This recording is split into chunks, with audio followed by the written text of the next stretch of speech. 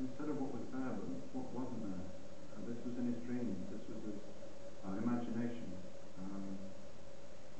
This was seen in his Christmas cards. It was like a spontaneous expression that it wasn't bound by his usual logistics or his orders. It was a more chaotic side where he would pull these rainbow-coloured creatures out of his head and he would put them down on paper, and then he would put them on his mailing list and entertain his friends and family. And my father was an optimist, and he wanted to make the world a beautiful place, and he wanted to make it look silly as well. Art is an expression. It's beyond logistic systems and computer code. Art is a very human trait. A computer is a set of programmed code. A human being is not. A human being can work by code, so program codes, but he can always break them if he so decides.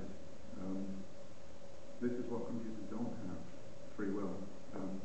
At the heart of us, there is something completely illogical and unpredictable, something that is free.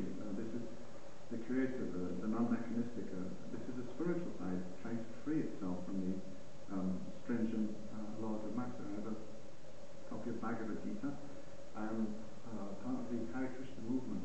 For the last 17 years I was out of touch with most people here. But it's something I had to do. I was doing missionary work in South America and the Caribbean. But it was something that gave meaning to my life, and I managed to ground myself. I'll just read a text. This is in Sanskrit. Prakriti kriya manani gunai karmani sarvasha ahankara vimudatma kartahamiti manyate. The spirit soul, bewildered by the influence of false ego, thinks himself the doer of the activities which in actuality carried out by the three modes of material nature. Now that means we do have a choice, but the choice is either we choose for God or we choose for materialism. If we choose for God, then we will be under His under His control of it. Otherwise, we would be kind of swept away by the material energy, which comprises good and special ignorance. In the Hindu version, there's reincarnation, which goes on and on and on and on, life after life after life, different animals, different humans, demigods, spirits all born into different bodies. Now, I managed to kind of think of an analogy for this for Dad, about what is the man behind the mask, what is this essence that we all have, the actual person, within the body that is beyond the laws of biology or physics. Well, it's like a child stood outside a railway station, without knowledge of what a steam train is or what a railway is. So it stood there, all he's seeing, stood outside the railway station, hundreds of people coming out, hundreds of people going in, hundreds of people going out, hundreds of people going in. And he's completely unaware of why or where they're going to. So he doesn't know about the trains.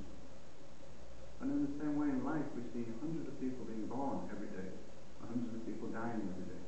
Where is he going? Where is he coming from? So that's something that religion actually gave me. It added new dimensions to my life. There's a bigger picture. It wasn't that just people die and that's it. Like the railway station, you disappear. No, there's a whole system behind this. Also, it's taught, karma, reincarnation, and so forth. But the goal of it is ultimately to break it and to understand the true self. Dad wasn't much of a religious man. I think his Christmas tree fairies on his cards were the only hint at religious iconography. I think the realist in him got the better of him in that respect. But as children, we would have something up nights. Mrs. Adams talked about these cards. He'd draw stuff for us like monsters and so forth. And one time I was looking up, he's drawing monsters, and we'd ask for 10 heads and fangs and, spiky legs and a top hat, and he'd make it into reality, and that gave me some, inspiration to continue with creativity, and I was always doing creative stuff, working with youth groups in Trinidad, making plays and dramas and movies and all kinds of things, using a lot of colour and, crowns and paper swords and, that kind of stuff. But that every child is born an artist, but to keep them like that, that's the difficulty as he grows up, because we seem to be stripped of those things as we grow up, that primeval kind of creativity.